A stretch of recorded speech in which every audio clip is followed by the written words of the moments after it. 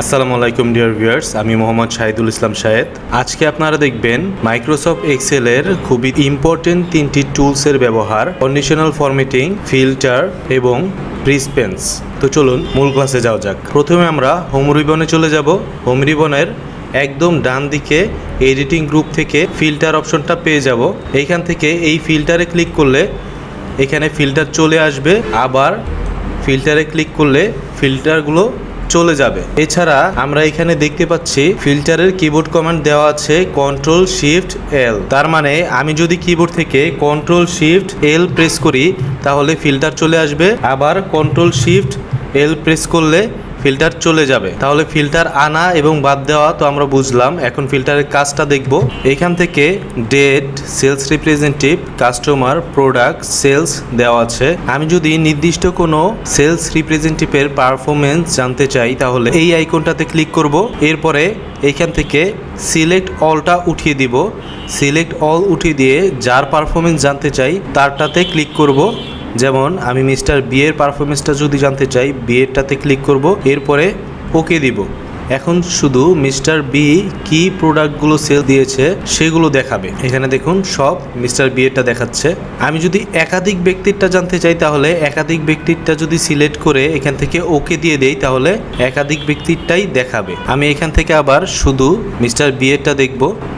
এবার mister B নির্দিষ্ট কোনো কাস্টমারের কাছে কি সেল দিয়েছে সেটা জানার জন্য কাস্টমারের কলাম থেকে ফিল্টার আইকনটাতে ক্লিক করব।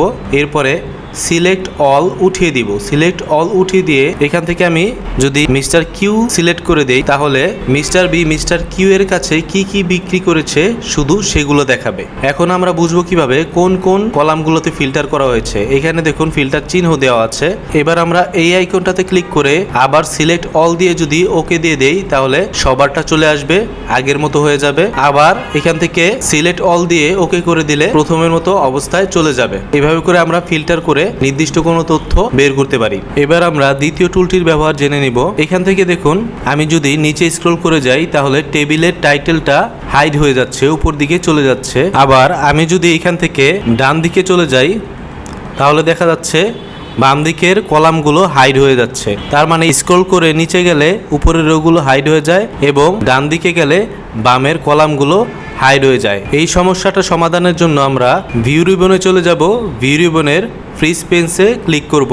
এখানে এই ফ্রি স্পেসের ব্যবহারটা করার জন্য আমরা এই সেলটাতে ক্লিক করব। এই সেলটাতে ক্লিক করে ফ্রি স্পেসে ক্লিক করলে উপরের রোটা ফ্রিজ হয়ে গেল। এখন উপরের রোটা স্টিল থাকবে, কিন্তু আমরা যখন আবার ডান দিকে যাব তখন বাম দিকের কলামগুলো ঢেকে যাচ্ছে। অনেক সময় এমন হয় যে এইখানে কোনো ব্যক্তির নাম, তারপরে তার বাবার নাম, মায়ের নাম এবং টেবিলটার কলাম অধিক হওয়ার কারণে ডান দিকে অনেক দূরে ফোন নাম্বার থাকতে পারে। আমি যদি ডান দিকে যে ফোন নাম্বার দেখতে যাই তখন দেখা যাবে যে কার ফোন নাম্বার সেটাই বোঝা যাবে না। সেই ক্ষেত্রে বাম দিকের কলামগুলোকেও ফ্রিজ করা লাগতে পারে। সেই জন্য ধরুন এইখানে ব্যক্তির নাম এবং এখানে তার বাবার নাম রয়েছে, তাহলে আমরা এই সেলটাতে ক্লিক করব। এই সেলটাতে ক্লিক করার পর ফ্রিজ পেন্সে চলে যাব। ফ্রিজ পেন্সে যে আগে যে ফ্রিজ করা ছিল সেটা আনফ্রিজ করব, আবার নতুন করে ফ্রিজ করে দিব। তাহলে আমরা নিচে স্ক্রল করলে উপরের রোটা স্টিল থাকবে এবং ডান দিকে গেলে বামের এই দুইটা কলাম স্টিল থাকবে। তাতে করে আমার বুঝতে সুবিধা হবে কার নামের পাশে কোন নাম্বারটা রয়েছে। তার মানে এইখানে ব্যাপারটা হচ্ছে আমরা যেই সেলে ক্লিক করার পর ফ্রিজ পেন্সে যে ফ্রিজ করব তার উপরের রোগুলো এবং বামের কলামগুলো ফ্রিজ হয়ে যায়। এখন আমি যদি শুধু এই একটা কলাম ফ্রিজ করতে চাই তাহলে আমি এইখানে ক্লিক করব।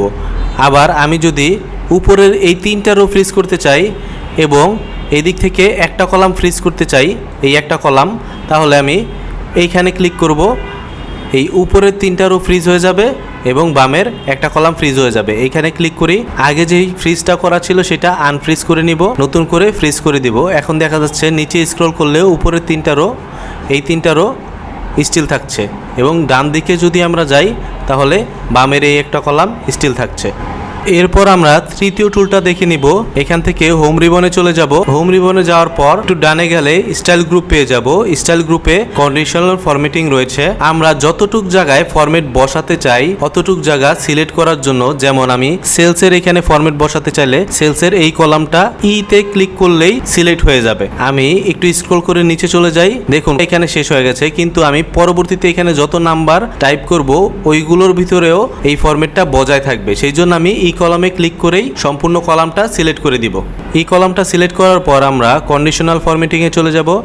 এরপরে হাইলাইট সেল রুলস, এইখান থেকে এইভাবে করে ডান দিকে চলে যেয়ে গ্রেটার দেনে ক্লিক করে আমি এখানে যেই নাম্বারটা টাইপ করব, ধরুন এখানে আমি নাম্বার টাইপ করলাম 8500। এরপর এখান থেকে আমি কালার চুজ করে দিতে পারি।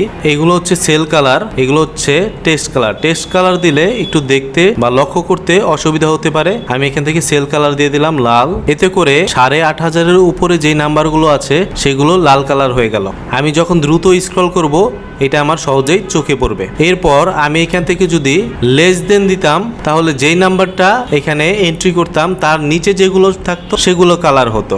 এরপর এখান থেকে ইকুয়াল দিলে যেই নাম্বারটা টাইপ করতাম এক্স্যাক্ট ওই নাম্বারটা যদি থাকতো ওইটাই শুধু কালার হতো।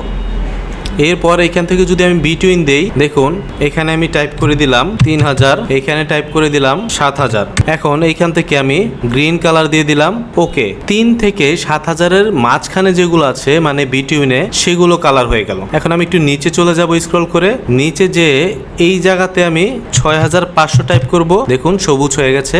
আবার এইখানে আমি 8600 টাইপ করব, দেখুন এটা লাল হয়ে গেছে। এইভাবে করে এই সম্পূর্ণ কলামটাতেই ফরম্যাট বসে গেল। এছাড়া আমরা নাম্বারের বাইরেও ফরম্যাটিং করতে পারি। যেমন ধরুন এই কলামটা সিলেক্ট করলাম অথবা এই কলামটা সিলেক্ট করলাম। সিলেক্ট করে এখানে কন্ডিশনাল ফরম্যাটিং এ চলে যাব, হাইলাইট সেল রুলসে যাব। এইখান থেকে আমি টেক্সট দ্যাট কন্টেন্টস এটাতে ক্লিক করে যেই নামটা টাইপ করে দিব সেই নামের প্রোডাক্টগুলো কালার হয়ে যাবে। যেমন এখান থেকে যদি আমি মনিটর টাইপ করে দেই এবং আমি মনিটরটা যদি এখান থেকে হলুদ কালার দিয়ে দেই, ওকে, যেই কয় জায়গায় মনিটর লেখা আছে সবগুলো হলুদ হয়ে যাবে। এখানে এই দুইটাই আছে মনিটর, এই দুইটা হলুদ হয়ে গেল। এই টেক্সট দ্যাট কন্টেন্টস টুলসটা আমরা আবার এই কলামে ব্যবহার করে দেখি। এখান থেকে টেক্সট দ্যাট কন্টেন্টস, এরপরে এখানে আমরা মিস্টার এ দিয়ে দিই। এখানে আমি সেল কালারটা লাল রাখলাম, ওকে। যত জায়গায় মিস্টার এ লেখা আছে সবগুলো লাল হয়ে গেল। এখন কন্ডিশনাল ফরম্যাটিং এর এই কালারগুলো যদি আমি রিমুভ করতে চাই তাহলে কন্ডিশনাল ফরম্যাটিং টুলসটাতে চলে যাব। এরপর নিচে ক্লিয়ার রুলসে চলে যাব। এইখান থেকে clear rules from entire sheet দিলে সম্পূর্ণ শিটের কালার একসাথে রিমুভ হয়ে যাবে। আর যদি নির্দিষ্ট কোনো এরিয়া রিমুভ করতে চাই তাহলে ওই এরিয়াটা সিলেক্ট করব। যেমন এখানে কলামটা সিলেক্ট করলাম। এরপর কন্ডিশনাল ফরম্যাটিং এ গিয়ে ক্লিয়ার রুলস অপশনে গিয়ে clear rules from selected cells click করে দিব। তাহলে এই সিলেক্টেড এরিয়াগুলো থেকে কালার রিমুভ হয়ে যাবে। ডিয়ার ভিউয়ার্স, আশা করি সম্পূর্ণ ক্লাসটা আপনারা বুঝতে পেরেছেন। আপনাদের আজকের ক্লাস এই পর্যন্তই। সবাই ভালো থাকবেন। আসসালামু আলাইকুম।